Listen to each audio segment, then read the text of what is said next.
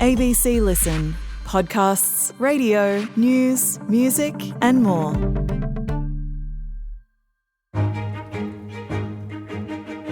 Hi, I'm Patricia Carvelis, the host of the Politics Now podcast. 2026 is already shaping up to be another huge year in politics, with inflation remaining persistently high, lingering housing challenges, and now a royal commission getting underway. So join me and the sharpest minds at the ABC to cut through the political spin and bring you what politics means for you. That's Politics Now, and you can hear it on the ABC Listen app.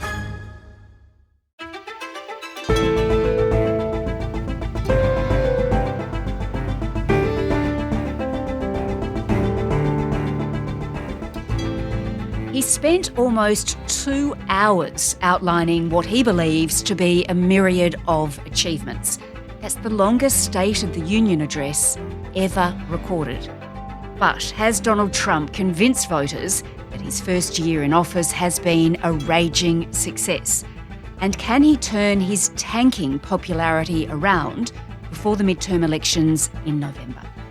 Today, Dr. Emma Shortis, a US politics expert at the progressive think tank, the Australia Institute, on President Trump's State of the Union address. I'm Sam Hawley on Gadigal land in Sydney. This is ABC News Daily.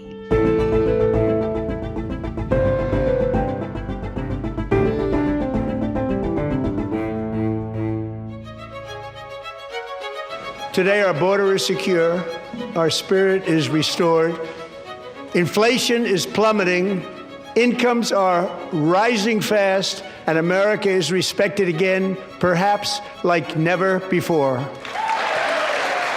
People are asking me, please, please, please, Mr. President, we're winning too much. We can't take it anymore. We're not used to winning in our country. And I say, no, no, no. You're going to win again.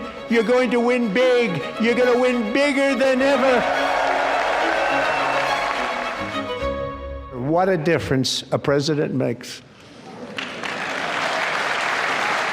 Emma, Donald Trump, he warned that he'd be giving a long address, and wow, didn't he deliver on that? Look, he did, Sam. It's not surprising. Trump's last State of the Union's speech was a record breaker, and Trump is often a very straightforward man with a very straightforward ego. It was clear that he wanted to break that record again, and it looks like he's done it. It was rather theatrical as well, wasn't it? Americans are winning too much, apparently. And that's an old theme of Donald Trump's. You know, back in his first presidential term and in the lead-up, he talked about how Americans would be tired of winning. You know, they'd be winning so much that they'd be tired of it. He likes to hit those points and described the United States as the most exceptional nation ever on the face of the earth, yes. and himself as singularly responsible for, you know, reviving that version of the United States. Yeah, it did. And must note the US Olympic gold ice hockey team was actually in the room, so that was partly to do with that. But look, his big line, I suppose, was that he inherited a nation in crisis and then he has fixed it. In just 1 year, he's turned everything around. That's what he was trying to convince voters, I suppose. Look, that's right. And again, you know, that's a theme that Trump has returned to again and again, that I alone can fix it, and that the United States was in a dire crisis, particularly an economic crisis, a crisis of wokeism, and that he has singularly turned that around. That, of course, doesn't gel with the statistics that we have or the sentiment generally of the American population, which overwhelmingly disapproves of what the president is doing. But he is remarkably good, I think, at turning the narrative around, at dictating the narrative, and certainly his base will have enjoyed this performance, I think.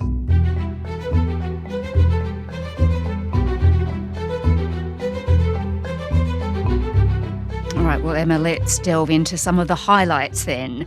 Now, illegal immigration was a standout theme.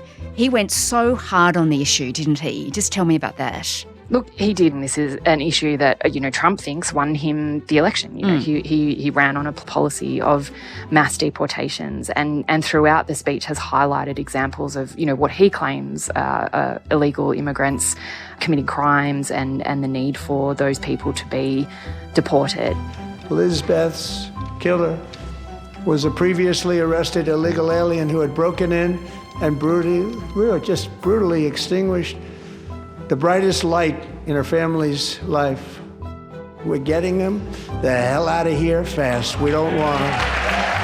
And this plays very well with his base. It isn't playing particularly well with the rest of the American public, but I think Trump knew going into this speech that that issue would provide him with a number of opportunities to demonise Democrats and to suggest that they, disagreed with his statement that the job of law enforcement and the American government should be to protect American citizens above illegal aliens. If you agree with this statement, then stand up and show your support. The first duty of the American government is to protect American citizens, not illegal aliens. Isn't that a shame? You should be ashamed of yourself not standing up. He works particularly well when he is being divisive, when he's pitting Americans against each other. And it's not surprising that he kept returning to this issue. Democrats are destroying our country, but we've stopped it just in the nick of time. He was really also highlighting grim details of crimes committed by illegal immigrants. One case was of the Ukrainian girl that was stabbed on a train in North Carolina. No one will ever forget the expression of terror on Irina's face as she looked up at her attacker in the last seconds of her life. She died instantly. She had escaped a brutal war only to be slain by a hardened criminal, set free to kill in America, came in through open borders. Mrs. Zaretsky, tonight I promise you we will ensure justice for your magnificent daughter, Irina. Why was he being so graphic and detailed about these things in this address, do you think? Yeah, look, regular Trump watchers will know that he does this a lot. He actually really relishes describing violence in graphic detail and particularly blood. It is still quite shocking, Sam, the way that, on a stage like this, he forces people to relive the worst moments of their life in graphic detail on not just national, but global television. Though it is striking that he didn't speak in a lot of detail about ICE, in particular about Immigrations and Customs Enforcement, who are the federal agents who are on the ground in places like, Minnesota, for example, because that issue is playing so badly. The way that those agents are behaving is playing so badly in the American community. So I think that was striking. But of course, I don't want to understate just how much he was still engaged in that xenophobic and racist rhetoric that we've come to expect from the president. Well, Emma, the economy, of course, was another big ticket item for him. Over and over again, he said, Americans are better off now than they were a year ago.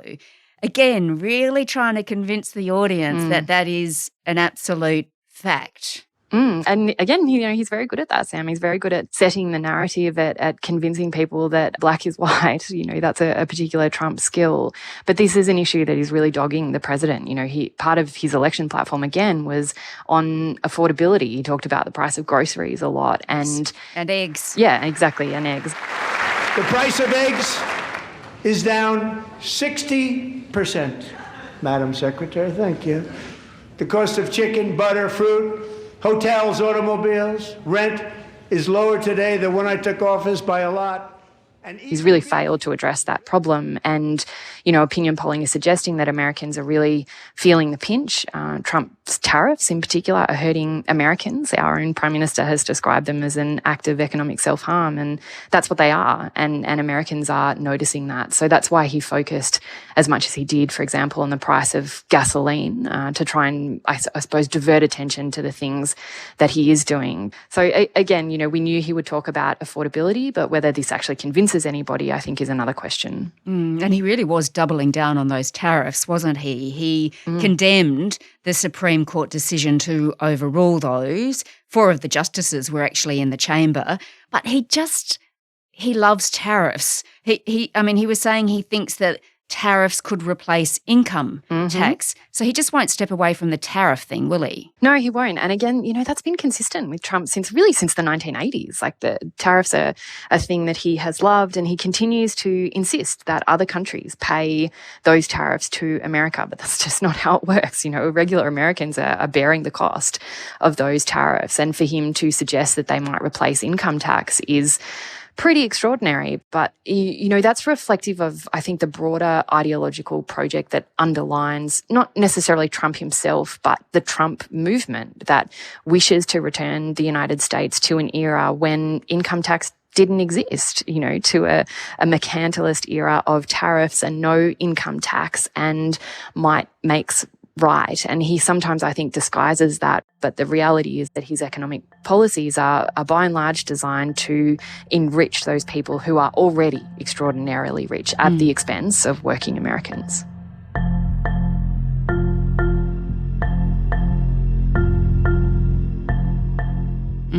All right, well, it was an hour and 20 minutes into his speech that he turned his focus to foreign affairs, threatening to use the US military might against Iran.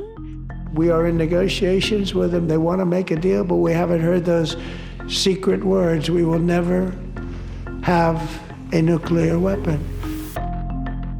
How does that sit with voters, do you think, given his America First stance that he ran with, to become president? It really jars with his positioning of himself as the president of peace. Like, Trump came to power the first time really on the back of his opposition to the forever wars. He was one of the first people on the conservative side of politics in the United States to say that the Iraq War was a mistake, that the forever wars were a mistake. And so there is certainly part of his base that strongly objects to his returning of the United States to the Middle East, not just in this recent amassing of US forces, but in the strikes against Iran last year. The reality is that part of the base does not have enough power, I think, within the dynamics of the administration to make a difference. And we were talking earlier about Trump's relishing of violence and the way he describes violence in graphic detail. That's directly related, I think, to the way he sees international relations and war. Trump loves talking about bombs. He loves talking about domination, and that's the way he approaches foreign policy. But having said that, it was interesting that, you said, Sam, he didn't get to foreign policy in Iran until an hour and 20 minutes in, and actually didn't really spend that much time on it. He will often speak about Iran in more detail just in kind of Oval Office press gatherings, and so didn't really give us any more information. But certainly from my perspective, looking at the history of American military interventionism, the momentum is towards a strike or something bigger on Iran, just given that amassing of forces. And Trump, I think, only reinforced that when he said diplomacy is his preference, but he's clearly willing to use force. As president, I will make peace wherever I can, but I will never hesitate to confront threats to America wherever we must. Yeah, okay, so we'll wait and see on that. Of course, Emma, it would not be a Trump speech if he did not reference election fraud. His opponents are cheaters, he says. Yeah.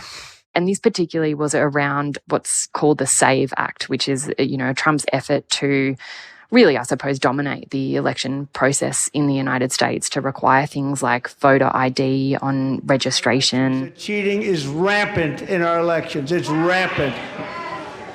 It's very simple. All voters must show voter ID.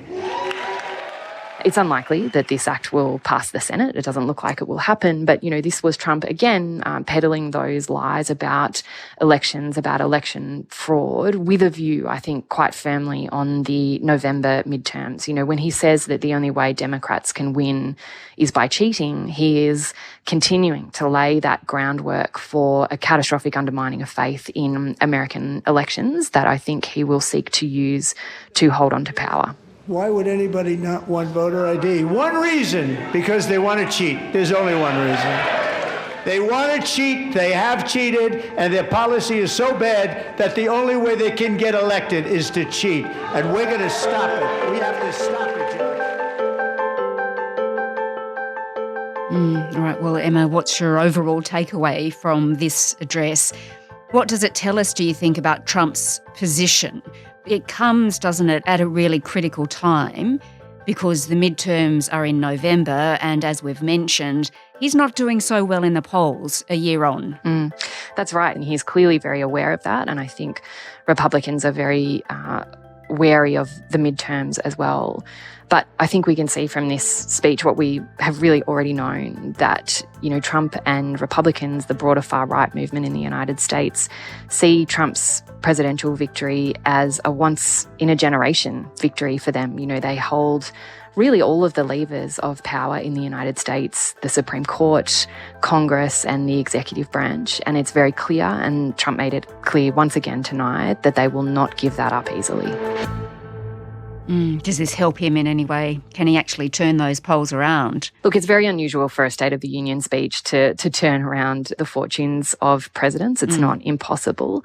Look, I would say, Sam, you know, you mentioned the midterms are in November. That's a political eternity away. Yeah. You know, who knows what will happen there. And we know, though, that Trump is a master of setting the narrative, of redirecting blame, and that in concert with the way that he and his administration are attempting to undermine the institutions of American democracy, I think is deeply concerning for the midterm elections.